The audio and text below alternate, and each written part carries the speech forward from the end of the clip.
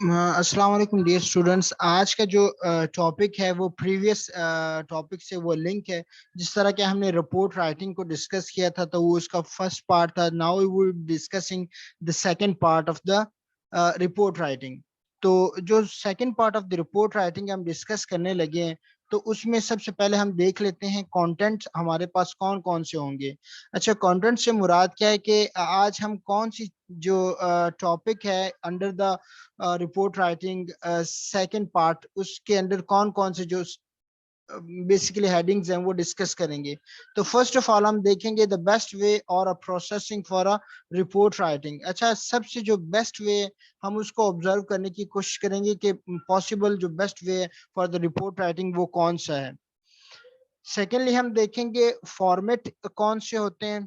ठीक है, report writing format क्या होता है और उसकी टाइप्स क्या होती हैं अगर फर्दर टाइप्स हैं तो। फिर हम देखेंगे कि रिपोर्ट को किस तरह बिल्ड किया जाता है, उसमें कौन कौन से मेन पॉइंट होते हैं जो कि रिपोर्ट में इंक्लूडेड होते हैं, उसको हम देखेंगे।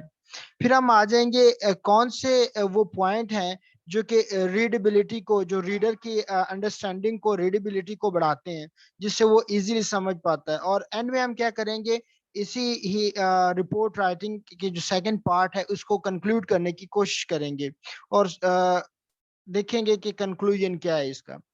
अच्छा, इसी तरह ही हम आगे चलते हैं और जो फर्स्ट पार्ट है उसको डिस्कस करते हैं और समझने की कोशिश करते हैं। फर्स्ट पार्ट से मुराद मेरी ये है कि the best way of the best way और प्रोसेसिंग ऑफ रिपोर्ट राइटिंग। अच्छा, अब यहाँ पे क्या है कि इसने यहाँ पे मेंशन किया for creating an effective and impressive impressive just a minute में आपकी इजीनेस के लिए ये पॉइंट ऑन कर लूं। अच्छा, for creating an effective and impressive report you need you need to follow the right process. Beneficial steps are detailed below to take on the best report writing.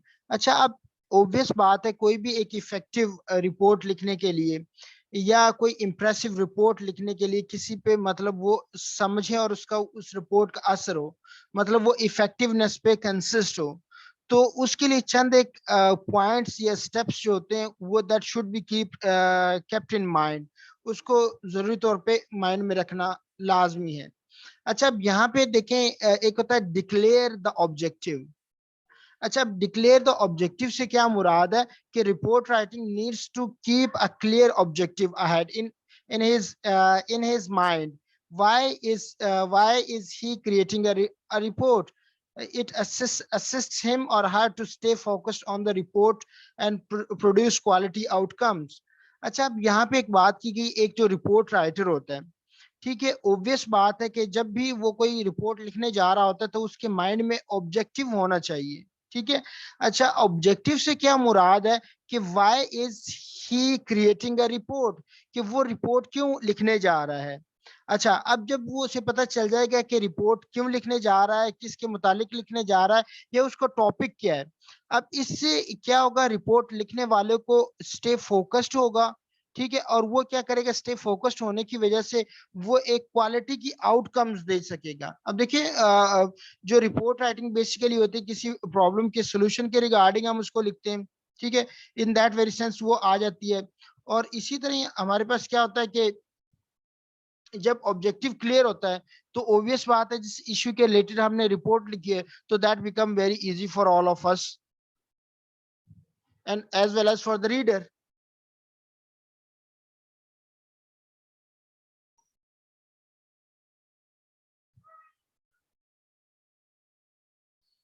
अच्छा, इसी बात को मजीद आगे लेके चलते हैं कि जो बेस्ट प्रोसेस है रिपोर्ट राइटिंग का वो हमारे पास क्या है।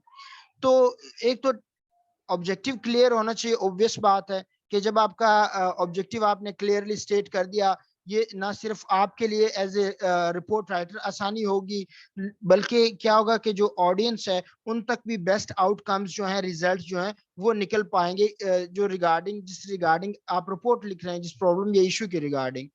अच्छा, अब यहाँ पे अंडरस्टैंड द ऑडियंस। अच्छा, अब इसको देखते हैं कि अंडरस्टैंड द ऑडियंस से क्या मुराद है।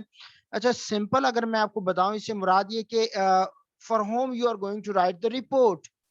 ठीक है, आपके रिपोर्ट पढ़ने वाले कौन है, या किन के लिए आप रिपोर्ट लिखने जा रहे हैं, इशू क्या है, उसके मुतालिक रिपोर्ट को देखना या प्रिपेयर करना, तो वो आपके ऑडियंस कहलाते हैं। अच्छा, अब इसको थोड़ा सा देख लेते हैं कि यहाँ पे क्या राइट डाउन किया गया है। If you understand your audience, you can definitely be guided to quality report.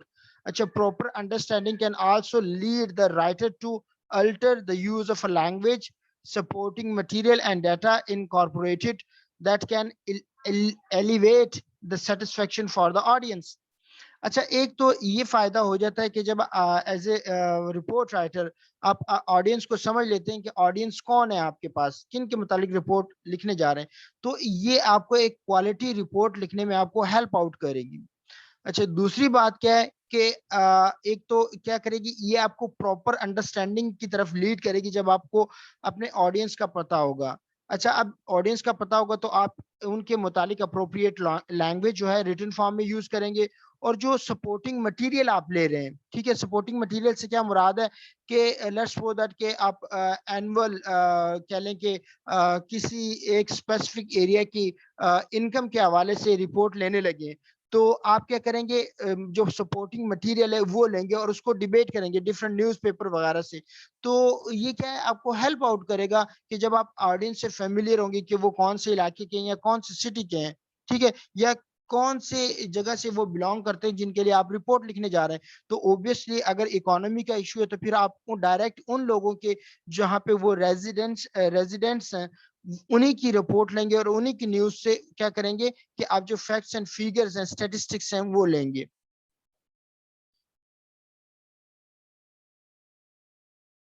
इसी तरह हम आगे बढ़ते हैं।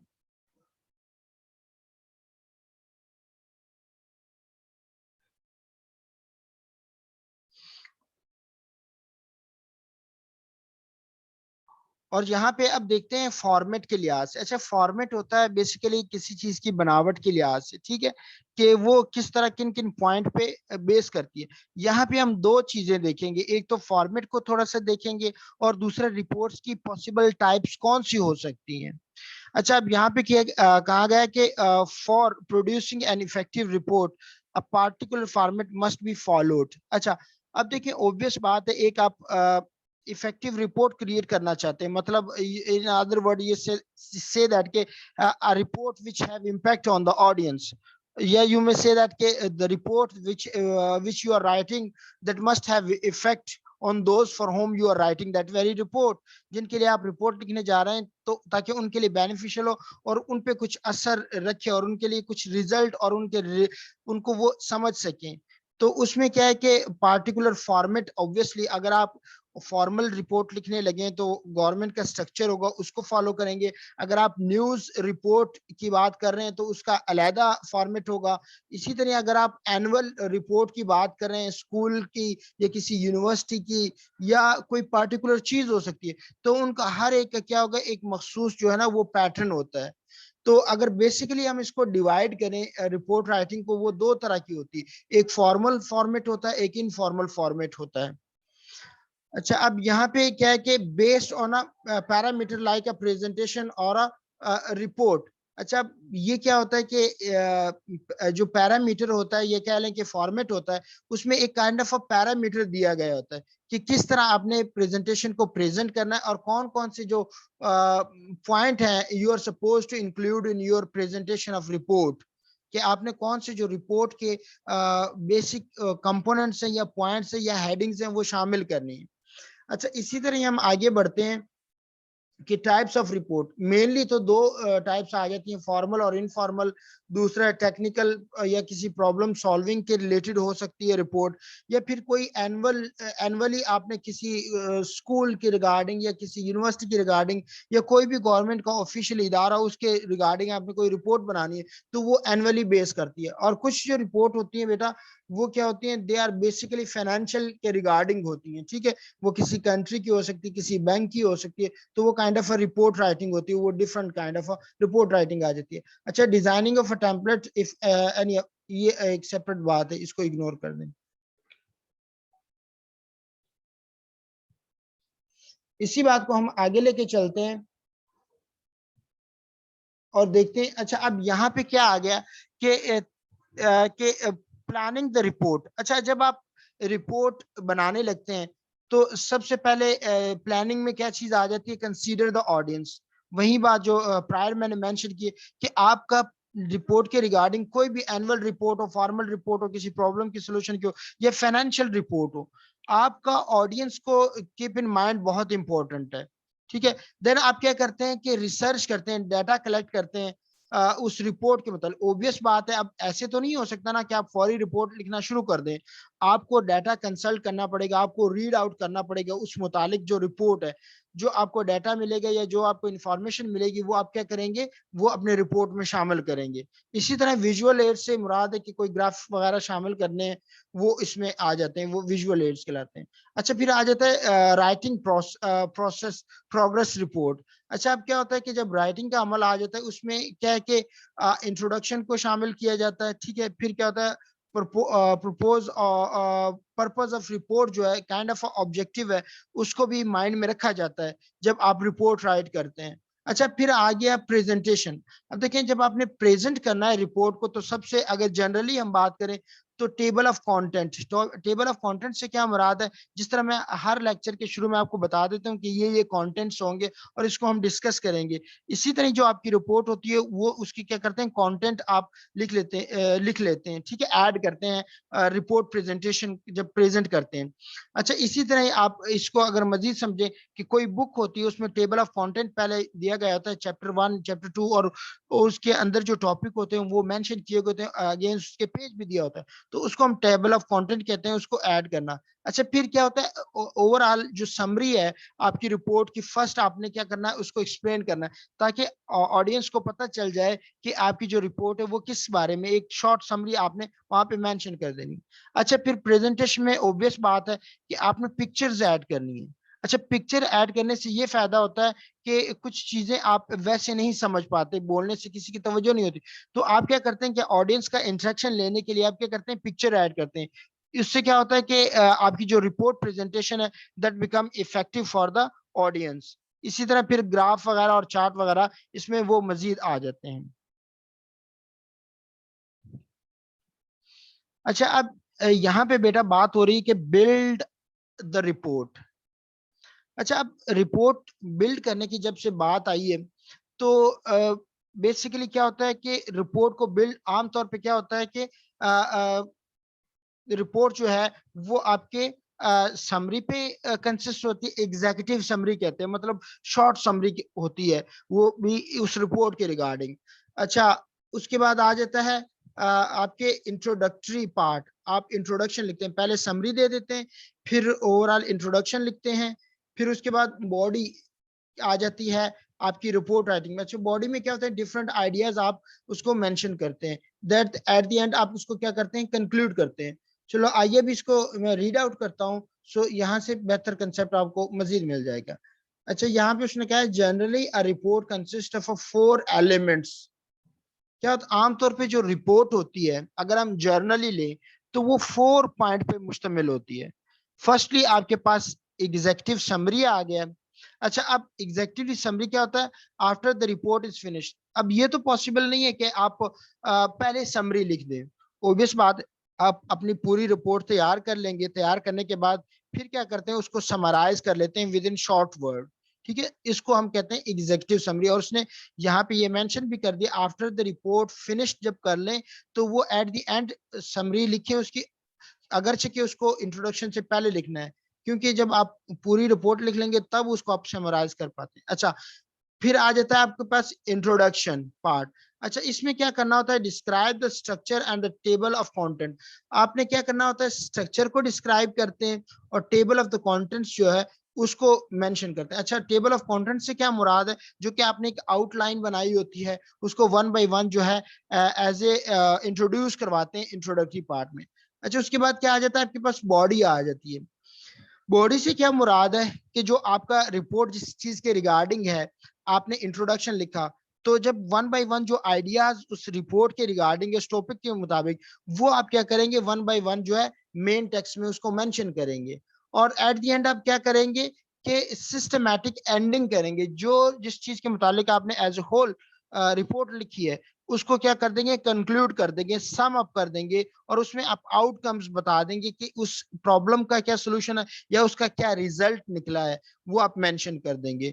सो ये काइंड ऑफ कह लें कि आपका रिपोर्ट राइटिंग का डेवलपिंग या बिल्डिंग प्रोसीजर है कि उसको बिल्डअप किस तरह करना है, या उसमें कौन सी जो 4 एलिमेंट्स पे जनरली जो रिपोर्ट होती है वो कंसिस्ट होती है।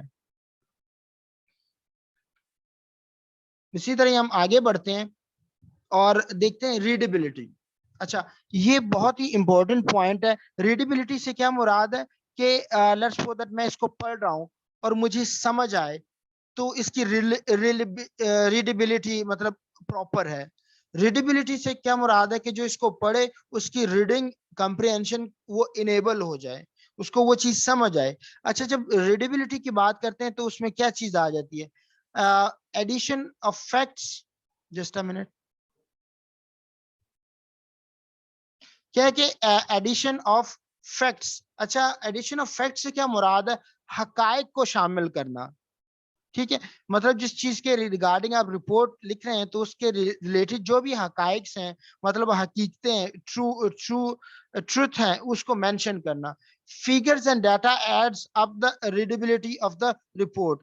अच्छा, अब यहाँ पे क्या है कि जो फिगर्स आ जाते हैं या जो डाटा आप शामिल करते हैं, उसी से क्या होता है कि रिपोर्ट की रीडेबिलिटी जो होती है ना, वो कायम रहती है और उसको प्रॉपरली अंडरस्टैंड किया जाता है। इसी चीज को हम मजीद डिस्कस करते हैं। This is a crucial part as it makes the report enjoyable and accessible to the reader. अच्छा, enjoyable और accessible जो टू वर्ड यूज हुए हैं, ऑब्वियसली बात है कि ये एक इंपॉर्टेंट पार्ट होता है रिपोर्ट को रीडेबिलिटी उसकी कायम करना। उसमें ये चीज आ जाती है कि रीडर उसको एंजॉय करे और उसके लिए इजीली एक्सेसिबल हो, एक्सेसिबल रसाई होना। अच्छा, यहाँ पे एक्सेसिबल से मुराद क्या है कि वो उसको अंडरस्टैंड कर सके। तो अब ये किस तरह हो सकता है पॉसिबल, एक तो फैक्ट्स और फिगर्स जो है शामिल करेंगे और रेलेवेंट डाटा आप डालेंगे। दूसरा आपने क्या करना है, थर्डली आप सेकेंडली आपने क्या करना है, use proper sentence which make sense. अच्छा, अब ऐसे सेंटेंस को यूज करना है जो एक सेंस बनाए, किसके लिए, for the reader.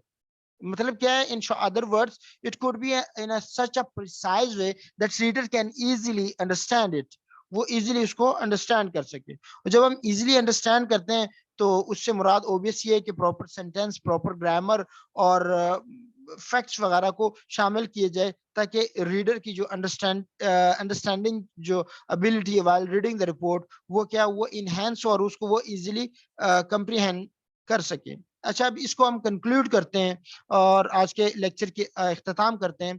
Report writing is the best perception for ending a project and documenting the enough information for the upcoming projects.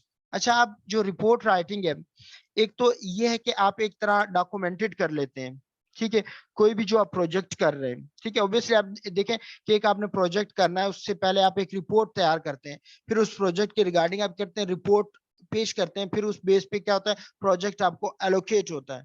इसी तरह उसने क्या कहा है कि एक तरह की बेस्ट परसेप्शन है रिपोर्ट राइटिंग के, आप डॉक्यूमेंटेड फॉर्म में इंफॉर्मेशन को बहुत ज्यादा स्टोर कर सकते हैं फॉर द अपकमिंग जो प्रोजेक्ट्स आपके पास आएंगे। So that's all about today, that is the second part of the lecture, today's lecture of the report writing part 2। और मैंने जो आपका फॉर्मल रिपोर्ट राइटिंग है उसका जो डॉक्यूमेंट है वो मैंने सीआर के साथ शेयर कर लिया है। So you may take that very sample of the report writing from him. So see you inshallah in the next lecture. Till then, Allah Hafiz, stay blessed.